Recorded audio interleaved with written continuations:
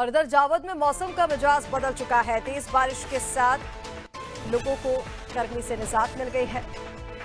मौसम के बदले मिजाज से लोगों को गर्मी लू से राहत मिली है। तेज हवाओं के साथ यहां पर बारिश हुई है।